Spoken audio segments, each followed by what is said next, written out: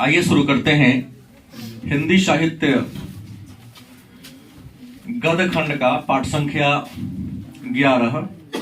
पाठ का नाम है हंसते हुए मेरा अकेलापन।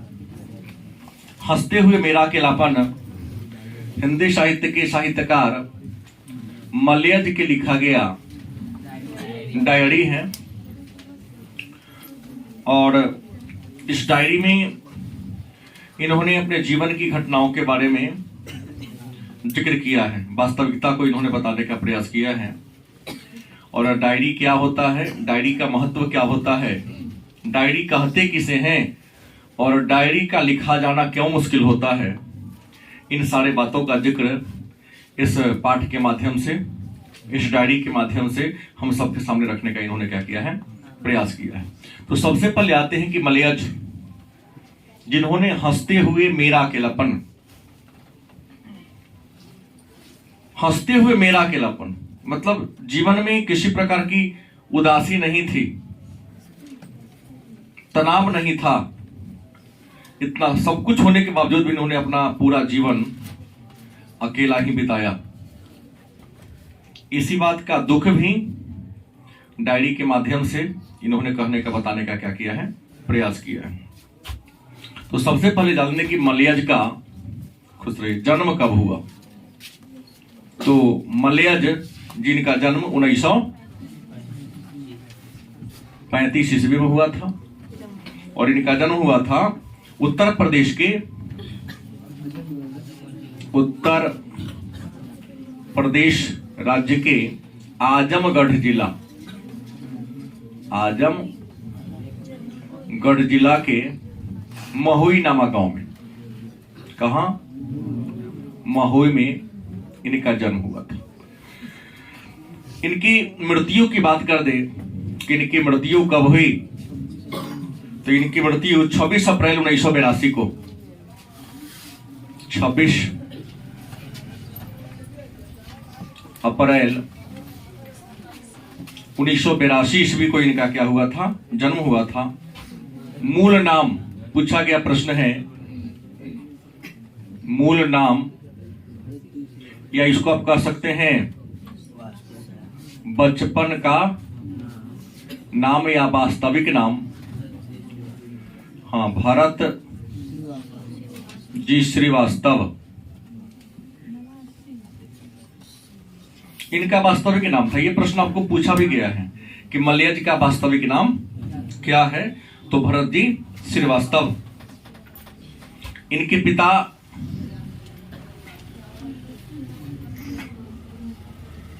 त्रिलोकी नाथ वर्मा और इनके माता का नाम प्रभावती। माता का नाम क्या था? प्रभावती। शिक्षा की बात इनकी अगर कर लिया जाए तो इन्होंने इलाहाबाद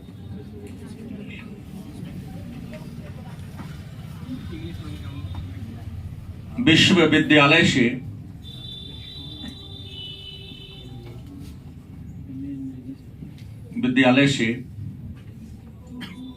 एमए की शिक्षा प्राप्त किया था। किस विषय में? अंग्रेजी विषय में इन्होंने एमए की शिक्षा प्राप्त किया था। विशेष की बात कर दें, क्षय रोग से ग्रसित थे। किस रोग से? जिसको हम लोग कहते हैं टीबी। टीबी रोग से छात्र जीवन से ही ग्रसित थे और जिसके कारण फेफड़ा को शरीर से क्या कर दिया गया था, निकाल दिया गया था।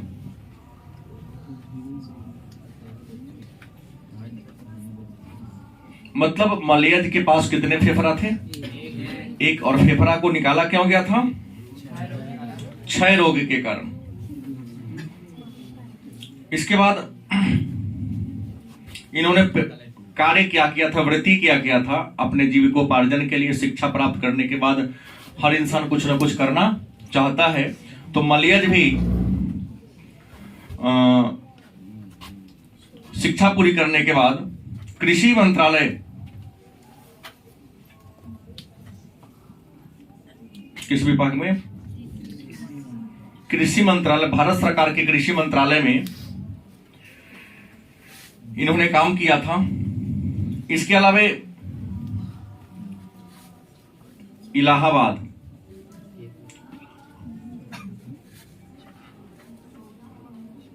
से प्रकाशित कौन पत्रिका थी?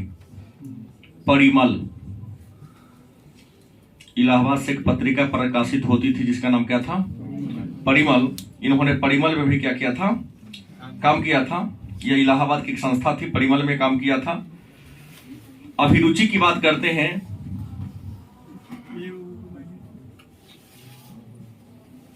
साहित्य के साथ साथ, लेखनी के साथ साथ ड्राइंग क्या होता है, और इसके अलावा स्केचिंग, स्केटरिंग अलग होता है। बर्फ पर फिसलना को स्केटरिंग कहते हैं। स्केचिंग का मतलब होता है कागज पर किसी का जवाब, पेंसिल से जो चित्र बनाते हैं स्केच, कलर से जो रंग दे उसको ड्राइंग कहते हैं। तो स्केचिंग और ड्राइंग इनका दोनों क्या था? रुचि था इनका। खास और सिनेमा में बहुत ज्यादा इनको रुचि था। किसमें? हाँ, सिनेमा में आप लोग जैसे महारत थे, पढ़ाई लिखाई छोड़ के। हाँ, लेकिन कहने के तात्पर्य है कि हर कार्य का क्या होता है? समय होता है। आप लोग उसका अपना आदत बना लेते हैं, आदत नहीं। बात समझ गए? तो सिनेमा में भी इनकी क्या थी? रुचि थी।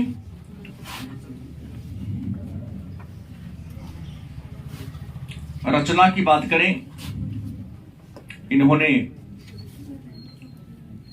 किन किन कहानियों का या कविताओं का रचना किया था? तो सबसे पहले इनकी हम कविता की बात कर ले कि शमशेर बहादुर ने किन किन कविताओं की रचना किया था। तो आपको पता होगा, जख्म पर फूल, जख्म पर धूल इनकी दूसरी रचना है। कविता में अपने होने को अप्रकाशित करता हुआ, अपने होने को अप्रकाशित करता हुआ,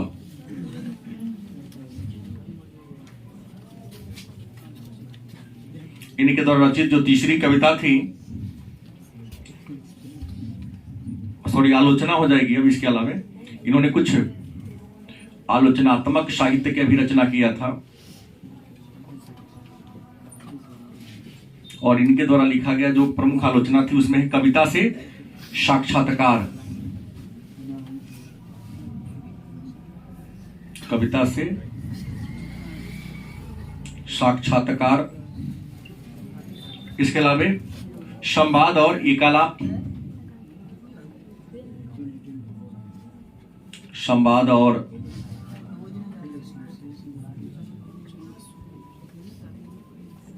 एकालाप। उसके बाद रामचंद्र शुक्ल, तीसरा क्या है? रामचंद्र शुक्ल। और सृजनात्मक गद्य भी है। ये जो है हंसते हुए मेरा अकेलापन, हंसते हुए मेरा अकेलापन जो साहित्य है, सृजनात्मक क्या है? गद्य है। कैसा गद्य है? सृजनात्मक गद्य है, जो इनके डायरी का क्या है? हिस्सा है।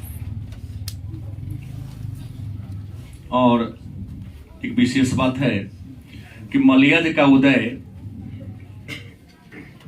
मलयज का उदय नई कविता के आंदोलन में हुआ है।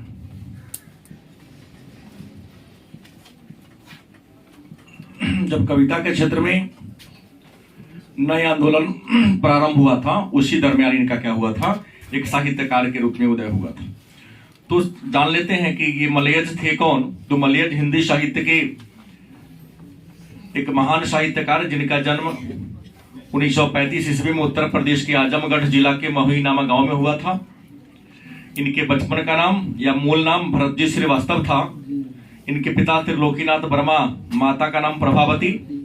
इन्होंने इलाहाबाद विश्वविद्यालय से अंग्रेजी में एमए की शिक्षा प्राप्त किया था। छात्र उम्र में ही इनको टीबी रोग ने ग्रसित कर लिया, जिस कारण डॉक्टर ने इनके एक फेफड़ा को निकाल दिया था और पूरे जीवन एक ही फेफड़ा से इन्होंने अपने जीवन को बिताया। शिक्षा पूरी करने के बाद इन्होंने कृषि मंत्रालय में काम किया। इलाहाबाद में परिमल नामक संस्था में इन्होंने काम किया था। ड्राइंग और स्केचिंग में इनका और सिनेमा में विशेष रुचि था। इनके द्वारा लिखा गया प्रमुख कविता जख्म पर धूल मोस्ट VVI है। अगर पूछेगा तो इनके द्वारा केवल यही पूछा जाएगा कि जख्म पर धूल क्या है, कविता है और मलयज के द्वारा लिखा गया है। दूसरा है अपने होने को प्रकाशित करता हुआ। आलोचनात्मक साहित्य है, कविता से साक्षात्कार, संवाद और एकालाप, रामचंद्र शुक्ल। और मलयज का उदय नई कविता के आंदोलन के रूप में हुआ था। और ये जो हम पढ़ेंगे वो है डायरी। तो पहले जान लें कि डायरी क्या होता है। तो डायरी किसी व्यक्ति के व्यक्तित्व का एक आईना होता है, एक दर्पण होता है। डायरी एक लिखित दस्तावेज होता है जिसमें कोई व्यक्ति अपने जीवन में हर पल, हर क्षण और हर दिन घटने वाली घटनाओं का क्या करता है, जिक्र करता है। कभी कहते हैं लेकिन डायरी व्यक्ति के जीवन में घटने वाली घटनाओं का दैनिक विवरण है, रोजनामचा की एक तालिका है। लेकिन डायरी लिखना सबके बस की बात नहीं, क्योंकि डायरी व्यक्ति के व्यक्तित्व का प्रकाशन करता है। और इस संसार में अधिकतम लोग या अधिकांश लोग ऐसे हैं जो अपने अच्छाई के बारे में उजागर करते हैं और अपने कमियों को किसी के बारे में रखने का प्रयास नहीं करते। क्योंकि आज तक जितने भी व्यक्ति ने डायरी लिखा उसमें कुछ ही ऐसे लोग हैं जिन्होंने अपने डायरी में अच्छाई के साथ साथ बुराई का जिक्र किया। अधिकांश लोगों ने केवल अच्छाई को ही लिखा है, अपने बुराई को, अपने कमियों को उजागर करने का प्रयास नहीं किया है। कवि इसलिए कहते हैं कि डायरी, कविता लिखना आसान है, कहानी लिखना आसान है, निबंध, उपन्यास सब कुछ लिखना आसान है, लेकिन डायरी लिखना मुश्किल है। क्योंकि डायरी में इंसान को अपने सुख दुख, जीवन की अच्छाई और बुराई सारी बातों को लिखना होता है। और दुनिया के अधिकांश इंसानों की खूबी है, विशेषता है कि अपनी अच्छाई को बखान करने में थोड़ा भी संकोच नहीं करता है, लेकिन अपनी कमी को प्रकट करने में अनेक प्रकार की समस्याएं उनके सामने प्रकट होने लगती हैं। इसलिए डायरी को लिखना थोड़ा सा क्या है, मुश्किल है। कवि ने अपने इस हंसते हुए मेरा अकेलापन डायरी की शुरुआत कहां से किया है? तो शुरुआत किया है 24 जुलाई 1956 से।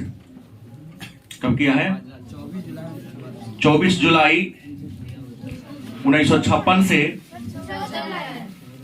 सॉरी 14 जुलाई 1956 से अपने डायरी की शुरुआत किया है। कहां से? रानीखेत से। कहां से? और आप जानते हैं कि रानीखेत उत्तराखंड में कहां है? तो कवि भरतजी श्रीवास्तव या मलयज 14 जुलाई 1956 को कहां थे? रानीखेत उत्तराखंड में थे।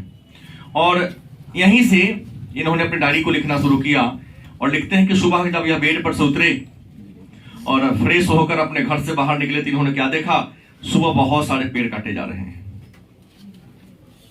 डायरी का पहला लाइन क्या लिखा कि सुबह 56 में किस बहुत सारे क्या हो रहे हैं? पेड़ को काटा जा रहा है। पेड़ को काटने के पीछे तक इन्होंने दिया है। ठंडा इलाका है, सैनिक छावनी के लिए पेड़ काटा जा रहा है, क्योंकि इस समय गैस नहीं था कि उस पर खाना बनाया जा सके। जंगल में जो पेड़ सूख गए थे उसको काटा जाएगा और उस पेड़ से ठंडी के महीना में सैनिक का भोजन पकेगा और भोजन पकने के साथ साथ सीमा पर खड़े होते वहां पर अलाव जलाकर भी अपने शरीर को गर्मी प्रदान करेंगे। कवि कहते हैं उस दिन की ही डायरी में आगे थोड़ा लिखते हैं कि ठंडा का समय था, लेकिन एक लाइन कवि इस पहले दिन के ही डायरी में पहले पन्ना पर ही लिखते हैं कि कलाकार के लिए जरूरी है कि उसमें क्या हो, आग हो। एक कलाकार के लिए क्या है, जरूरी है कि उसमें क्या हो, आग हो, लेकिन वो खुद क्या हो, ठंडा हो। इस लाइन के माध्यम से मतलब कवि क्या कहते हैं, एक बड़ा सुंदर लाइन है कि एक कलाकार के लिए आवश्यक क्या है,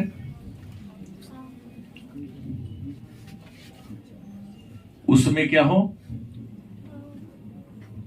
आग हो, लेकिन वह खुद क्या हो, ठंडा हो। कलाकार के लिए जरूरी है कि उसमें क्या हो, आग हो, माने कुछ भी लिखने की, कुछ भी करने की क्या हो, समर्थ हो।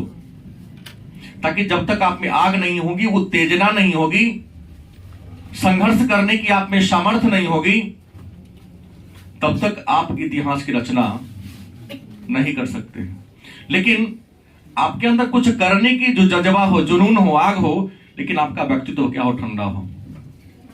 क्योंकि जो इंसान उग्र होगा वो कुछ कर नहीं सकता है, क्योंकि उग्रता और क्रोध इंसान के मस्तिष्क को शिथिल कर देता, धीमा कर देता है। तो काम करने का जुनून हो, जज्बा हो, लेकिन व्यक्ति का जो अपना व्यक्तित्व हो क्या हो, ठंडा हो। क्योंकि ठंडा लोहा ही गर्म लोहा को क्या करता है, काटता है। और उग्रता से कोई काम चलता उलता नहीं। कभी कहते हैं कि इसी दिन की डायरी में 56 में ही लिखते हैं कि आगे ही निकले पोस्ट ऑफिस के सामने 11 अदद मतलब 11 गो देवदार का पेड़ था। कबीर को टेंशन है कि लगाने वाले क्या सोच के 11 गो लगाया, 12 गो क्यों नहीं लगाया, 10 गो क्यों लगाया। मतलब 11 देवदार के पेड़ कहां था, पोस्ट ऑफिस के सामने था। कभी जब भी निकलते हैं तो उनको देखकर थोड़ी सी मन में परेशानी, बेचैनी आ जाती है कि शायद 11 लगाया, यह एक आदत रुद्र का प्रतीक है। 11 का हो गया, 12 क्यों नहीं हुआ, या 10 क्यों नहीं हुआ। कहीं ना कहीं अभी एक प्रकार का क्या है, संजोग है।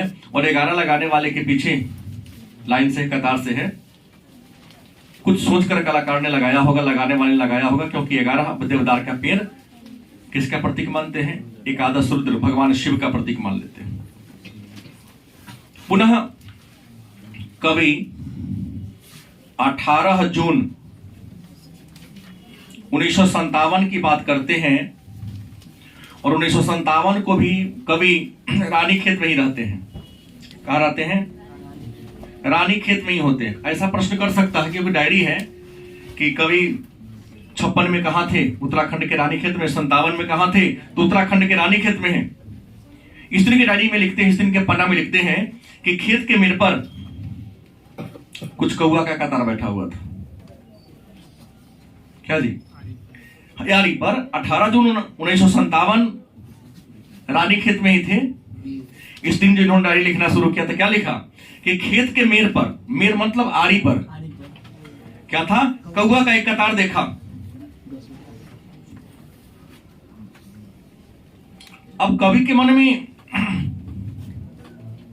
बात तरह तरह की उठ रही थी, पेड़ पर कतार पर काहे बैठा है, शायद अनाज पक गया है, पंचायती ना तो कर रहा है।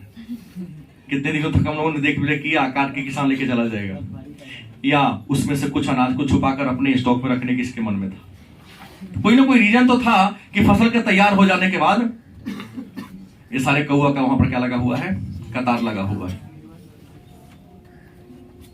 आगे चर्चा करते हैं। 4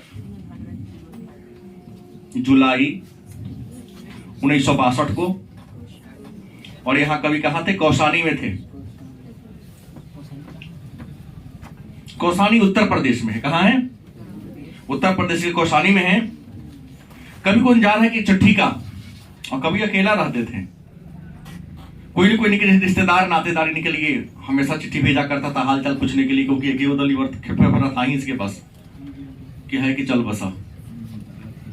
कभी हमेशा इंतजार करते हैं चिट्ठी का, मतलब चिट्ठी का इंतजार कहाँ था, कौसानी में इनको चिट्ठी का इंतजार था, क्योंकि तबीयत इनका खराब था। इंसान का तबीयत स्वास्थ्य खराब करता है तो अपनों की याद आती है। लेकिन सुबह से शाम तक पोस्ट ऑफिस की ओर चेहरा देखते रहे, पोस्ट मास्टर का, प्यून का इंतजार करते रहे, कोई चिट्ठी नहीं आया। और पुनः उस आशा को छोड़कर कि अब कोई आएगा नहीं तो डाकघर में ही क्या करते हैं, पूछाते हैं। घर से निकले, नाश्ता पानी करके डाकघर की ओर गए, लेकिन बड़ा ही कुंठित भाव में वापस लौट आए, क्योंकि पोस्ट और मास्टर नहीं लाया। इनको मन में था कहीं डाकघर में छूट गया होगा धोखा से, लेकिन वहां भी इनके नाम से कोई चिट्ठी नहीं था। पुनः चर्चा करते आगे 5 जुलाई 1962 की ही चर्चा करते हैं, अगले दिन की चर्चा करते हैं। और यहां भी कवि कहां है, कौशानी में ही है। और कवि की खासियत थी, 5 जुलाई को कहते हैं कि मैं सूचना प्रसारण केंद्र में गया था। कहते कि हम अखबार लेते होते नहीं थे, क्योंकि जहां रहते थे उसके बगल में सूचना प्रसारण केंद्र था। सूचना प्रसारण केंद्र में ही जाकर हम क्या कर लेते थे, अखबार को पढ़ लिया करते थे। तो 5 जुलाई 1962 को कौसानी में सूचना प्रसारण केंद्र में गए, वहां एक व्यक्ति को देखा, एक वरिष्ठ बुजुर्ग व्यक्ति को देखा। उस व्यक्ति को देखकर कवि बड़ा प्रकाशित हुए। कहते कि हम भी वहां सामने अखबार पढ़ने जाते, तो वो वहां पर अखबार पढ़ने आए हुए थे। न चाहकर हमने पूछा, उनसे परिचय पूछ लिया, तो उन्होंने अपना नाम क्या दिया, बालभद्र ठाकुर। मतलब 4 जुलाई 1962 को सूचना प्रसारण केंद्र में कवि की मुलाकात किससे हुई थी? हाँ, बालभद्र ठाकुर से।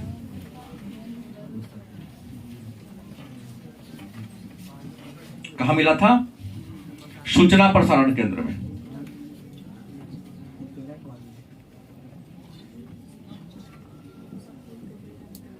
कवि ने इनसे परिचय पूछा था। हालांकि इनसे पहले चेहरा से आकर्षित थे, लेकिन जानते नहीं थे कौन है। लेकिन जैसे ही कहा कि हम बालभद्र ठाकुर हैं, तो कवि को याद आ गया, किसी बालभद्र ठाकुर की पुस्तक जब ये शमशेर जी के यहां मिलने गए थे तो वहां पर देखा था। बालभद्र ठाकुर ये भी एक बहुत बड़े कलाकार थे, और बालभद्र ठाकुर के बुक को कवि ने कहा देखा था? क्या? शमशेर जी के घर पर देखा था। जैसे कहा कि बालभद्र ठाकुर, किताब पर नाम पढ़ा था शमशेर, बालभद्र ठाकुर नाम ही हो लिया, बालभद्र, कहा कि आप वही हैं। दोनों बड़ी लंबा बातचीत हुई, और शाम को अखबार पढ़ने गए थे। पढ़ते पढ़ते बातचीत करते करते 7 बज रहे थे। कभी कहते कि हमको लौटकर खाना भी पकाना था, क्योंकि रहते तो अकेला थे। लेकिन बात करने के क्रम में बात इतनी नीरस या जायकेदार होती जा रही थी कि एक दूसरे को छोड़ने का मन नहीं कर रहा था। और कभी ऐसे भी अकेला रहते थे, हुआ कि चलो कुछ घंटा और बिता ले बालभद्र ठाकुर के साथ। 7 बज गई, कहे कि चलते हैं, तो कहे चलिए थोड़ा घूम कर आते हैं। तो बालभद्र ठाकुर के साथ कहते हैं नेगी परिवार के यहाँ चले गए थे। ये कहाँ चले गए? हाँ, नेगी परिवार के साथ। और 1.5 घंटा के आसपास उनके घर रहा उन्होंने। और उनके घर पर रहते हैं उन्होंने स्केच बना दिया। जब तक चाय बनता पीता, उसी कुछ ही क्षणों में क्या बना दिया, स्केच। उनके घर का पूरा बिल्डिंग का क्या बना दिया, स्केच बना दिया। जब स्केच बना दिया तो एक व्यक्ति होते जगत सिंह, जो नेगी परिवार का ही सदस्य होते हैं, उसने देखा बड़ा सुंदर स्केच है, तो हाँ ठीक है, घर का मैं बैठे बैठे बना दिया। उन्होंने मांगा तो भाभी जी को हमको क्या करना पड़ा, देना पड़ा। इस उनके घर के बगल में एक पहाड़ी थी, टिपकली की पहाड़ी। और टिपकली की पहाड़ी में कुछ आदिवासी लोग क्या करते थे, रहा करते थे, लेकिन बिल्कुल सीधा साधा था। उसमें अच्छाई बुराई नाम का कोई चीज, मतलब इंसान इंसान जैसा था। किसी से शिकवा शिकायत उनके पास नहीं थी। उसके बारे में चर्चा इन्होंने किया था। आगे चर्चा करते हैं 8 जुलाई की। 8 जुलाई 1962। इस समय भी कवि कहां थे? कौसानी में ही थे। कवि का तो सुबह ही जब घर से निकले, बड़ी सुंदर हवा, निगंध भरी सुगंधित हवा इनको लग रही थी।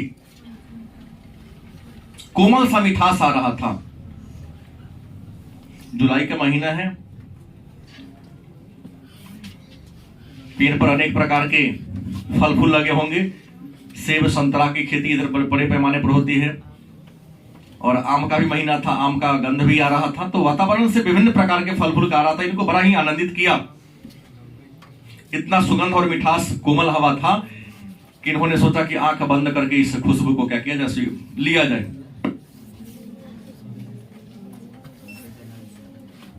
क्या किया जाए, इस खुशबू को क्या किया जाए, स्वीकार किया जाए, लिया जाए।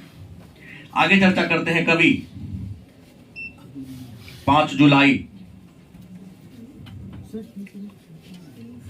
क्या बोले हैं, सॉरी, जुलाई के बाद अगस्त में होगा, 30 अगस्त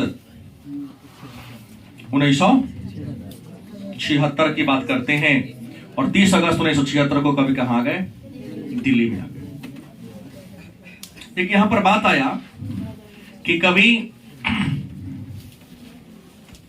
57 तक, कहा 57 में कहा थे, रानीखेत में, मतलब 56 से 57, 1956 से 57 में कहा थे, रानीखेत में। और 57 से लेकर कब तक, 62 तक, 1957 से 1962 तक कहा थे, हाँ, कवि कौशानी में थे।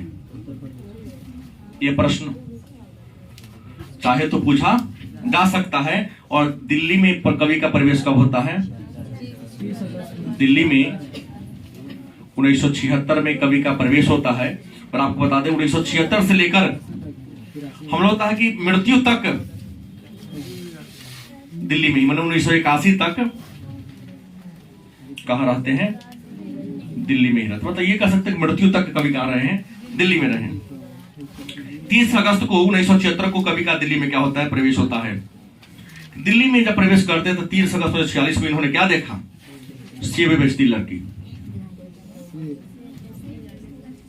लड़की जिनका उम्र 7 से 8 वर्ष का था, एकदम दुबली पतली, बड़ा बड़ा सेब था। कई ग्राहक सेब खरीदने आ रहे थे। अन्य दुकानदार को देखा कि अपने सेब को बेचने के लिए तरह तरह के करतब अपना रहे थे कि सर चख के देख ले तो जैसे ही मीठा ना होगा तो ना लीजिएगा।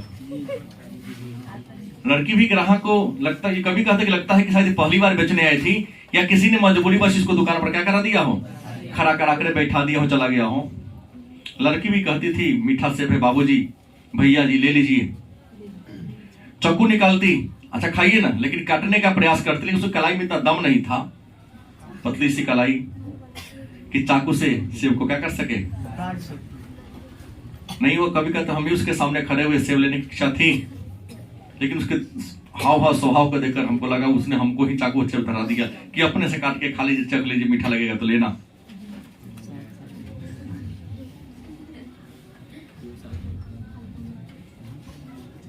उन्नीस 1978 की बात करते हैं।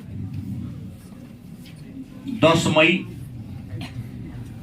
1978 कवि कहां थे, दिल्ली में थे। इस दिन कवि कहते आदमी यथार्थ को जीता नहीं, यथार्थ को रचता भी है। प्रश्न पूछा गया है, व्यक्ति आदमी यथार्थ मतलब वास्तविकता में जीता नहीं, बल्कि वास्तविकता को क्या करता है, रचता निर्माण भी करता है। मतलब इंसान जैसा कर्म करता है, इंसान को उसी कर्म का फल भोगना पड़ता है। गलत कि सही? अब कवि ये कहना चाहते इस वाक्य के माध्यम से कि आप किसी के लिए अच्छाई करते हो तो आपके लिए भी वह अच्छाई का प्रयास करेगा, नहीं तो परमात्मा आपके लिए अच्छाई करेंगे। लेकिन आप अनजाने में किसी के लिए अहित की बात सोचते हो या अहित का करते हो तो उसका अहित नहीं होगा, बल्कि अहित किसका हो जाएगा, आपका खुद हो जाएगा। क्योंकि जो दूसरा के लिए गड्ढा खोदता है, खुद उस गड्ढा में क्या होता है, गिरता है। नहीं, आम का पेड़ लगाकर आम को ही प्राप्ति होगी, लेकिन बबूल का पेड़ लगाकर आम के फल खाने की कल्पना करना क्या है, व्यर्थ है। परोपकार करने वाले का अपकार नहीं होता और अपकार करने वाले का कभी परोपकार। इसलिए कवि ने कहा इंसान यथार्थ को रचता नहीं, यथार्थ को जीता भी है। अभी आप लोग का एग्जाम का समय है, बहुत सारे बच्चे देखेंगे डिप्रेशन में जाना शुरू कर देगा, पढ़ेगा नहीं, बार बार कहेगा हमसे याद ही नहीं होता है। आपको मौका मिला, अभी तक 10 महीना आप लोगों ने 11 महीना भी डाल लिया, तो जो 11 महीना में अच्छा कर्म किया होगा उसे किसी प्रकार की चिंता नहीं होगी। कल भी उसे एग्जाम ले लिया जाए तो बड़ी खुशी से देने को तैयार हो जाएगा। लेकिन जिसने किया ही नहीं, अगर 5 साल के बाद भी ले जाए तो उसको फिर भी परेशानी होगी। क्या कभी ने इसलिए कहा कि इंसान यथार्थ को जीता नहीं, वास्तविकता में जीता नहीं, वास्तविकता को रचता है कि तुम जैसे इंसान चाहोगे वैसा तुम बन सकते हो। और आगे कभी कहते हैं रचा हुआ यथार्थ भोगे हुए यथार्थ से क्या होता है, अलग होता है।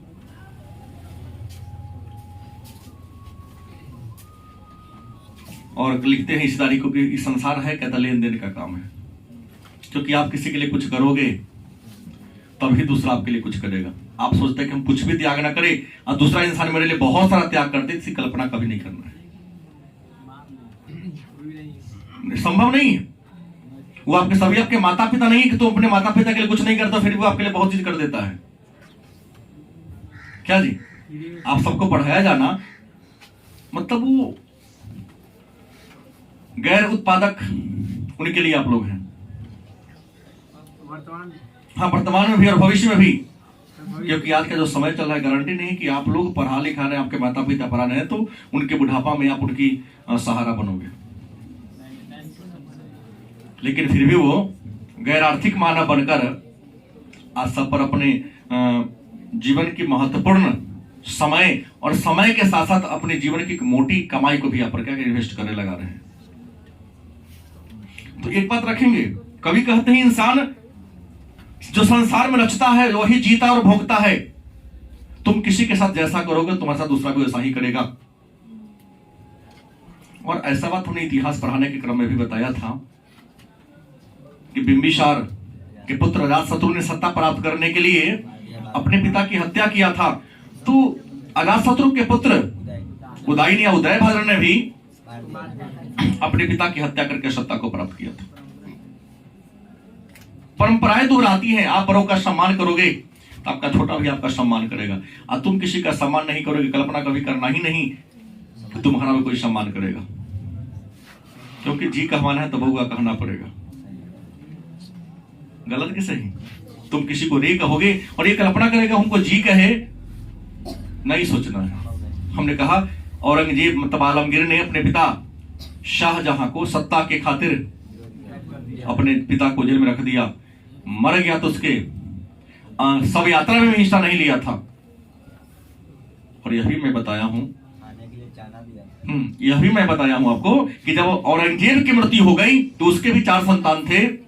सत्ता के प्राप्त करने के लिए आपस में चारों भाई लड़ते झगड़ते रह गए, और 30 दिन के बाद जब भाइयों के बीच का युद्ध खत्म हुआ, उत्तराधिकार का युद्ध, तब औरंगजेब के शव को उठा करके दफनाया गया। क्या पता कीड़ा मकोड़ा मुझ के खा गया होगा, कीड़ा लग गया होगा, जो भी बचा हो, लेकिन कुछ ना कुछ तो उसमें ह्रास हुआ होगा। किसी के कहने से ये हो जाता है, संभव नहीं है कह देना। तो वही कभी कहते हैं कि यथार्थ क्या है, एक लेन देन का नाम है। मतलब आप जैसा किसी को दोगे वैसा ही चीज आपको क्या करेगा, मिलेगा।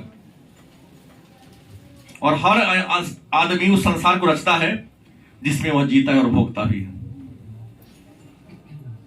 क्या आप खेत में जो लगाओगे वही तुमको पैदावार मिलेगा। जिस प्रकार की पढ़ाई पर होगे, जिस प्रकार का एग्जाम में तुम लिखोगे, उसी प्रकार का तुमको क्या मिलेगा, परिणाम मिलेगा। नहीं, कभी कभी अपवाद कभी उदाहरण नहीं होते हैं। लेकिन हमने अपने करीब 20 वर्षों से अधिक उम्र से पढ़ा रहा हूं, ज्यादा जितना आपका एज नहीं उससे ज्यादा दिनों समय पर वर्षों से पढ़ा रहा हूं। हमने देखा है कि एक आध ही अपवाद हुआ है जो न पढ़ने वाले अच्छे रिजल्ट को ले आया है हमारे संस्थान से। हमने ये देखा है कि क्लास में जिसका परफॉर्मेंस अच्छा था 99% वही ऊपर अच्छा नंबर लाया है। हाँ, एक आध है जिनके साथ थोड़ी सी गड़बड़ी हुई, धोखाधड़ी हुई, तो हो सकता है कि थोड़ा 90% कर्म का फल मिलता है तो 10% थोड़ा सा भाग्य का भी इंसान को क्या मिलता है, फल मिलता है। इसलिए कहा जाता है कि बड़ों का हमेशा आशीर्वाद लिया करो। मनसा वाचा कर्मणा किसी को कष्ट मत दो, नहीं तो किसी को कष्ट हो गई, महावीर स्वामी के अनुसार वह भी, गौतम बुद्ध के अनुसार वह भी आपके लिए क्या है, पाप है, और उसका फल आपको झेलना पड़ेगा। जब तक ये करते हैं 1978 के डायरी में 20 जून 1978 की बात करते हैं, दिल्ली में ही कवि थे और कहते हैं, सुरक्षा की बात करते हैं और कवि सुरक्षा की बात करते हुए कहते हैं कि सुरक्षा डायरी में नहीं है। सुरक्षा पर इनके मन में बात है कुछ लिख दिया जाए, तो कवि कहते हैं सुरक्षा डायरी में नहीं है, क्योंकि डायरी क्या है, आपके जीवन का दस्तावेज है, आपके जीवन का कच्चा चिट्ठा है। आपके डायरी को कोई व्यक्ति पढ़कर आपके जीवन की वास्तविकता को जान जाएगा, आपके अच्छाई और बुराई को क्या कर लेगा, जान लेगा, आपके कमियों को पहचान लेगा, और जब चाहे आपको क्या कर देगा, पराजित कर सकता है। गलत कि सही? इसलिए कवि ने कहा कि सुरक्षा डायरी में नहीं है, क्योंकि डायरी में तो केवल पलायन है। अगर पलायन नहीं होता तो रानी खेत से लेकर दिल्ली तक पहुंच गई। अपने व्यक्तित्व के निर्माण के लिए, जीवन को खुशमय बनाने के लिए कहां से रानी खेत से कहां पहुंच गए, दिल्ली। कभी कहते डायरी में तो सिर्फ पलायन है, क्योंकि हर दिन आज की घटना को लिख दिया, फिर कल की घटना को लिख, फिर परसों को लिखेंगे। जब तक जिंदा रहे कुछ ना कुछ क्या करते रहेंगे, पहले का को त्यागेंगे, दूसरा को नया, उसमें क्या करेंगे, जोड़ते जाएंगे। जरूरी नहीं है कि पहले का दिन हमने क्या लिखा हमको याद हो, लंबा समय बीत जाने के बाद। तो कभी कहते सुरक्षा डायरी में नहीं है, डायरी में क्या है, पलायन है। डायरी में क्या है, क्योंकि हर दिन घटने वाली घटना को आप जिक्र कर रहे, लिख रहे हो। फिर कहा कि ताकि सुरक्षा है कहां, तो कभी कहते सुरक्षा अगर है तो सूरज की रोशनी में है। कहां है, क्योंकि सूर्य की रोशनी होगा तो क्या है, प्रकाश है। वहां कीड़ा मकोड़ा हर चीज को बड़ी आसानी से क्या कर सकते हो, देख सकते हो, और उससे बचने का उपाय कर सकते हो। तो सूर्य की रोशनी में कवि ने क्या माना है, सुरक्षा माना है। अंधेरे में भी सुरक्षा नहीं माना है। कहा कि अंधेरा में तो केवल छिपा जा सकता है, किसी से छुपा जा सकता है, अपने आप को बचाया जा सकता है, लेकिन अपने आप को सुरक्षित रखा। अगर अपने आप को सुरक्षित रखना है तो कहां, सूर्य के प्रकाश में, और सूर्य के प्रकाश यहां सत्य का प्रतीक है। जीवन में सफल होना है तो सच्चाई की स्वीकार करते हुए चलना है, वास्तविकता को स्वीकार करना है। जिस प्रकार बालू से भी दीवार खड़ा नहीं किया जा सकता है, उसी पर झूठ के बल पर मुझे लक्ष्य को प्राप्त नहीं किया जा सकता है।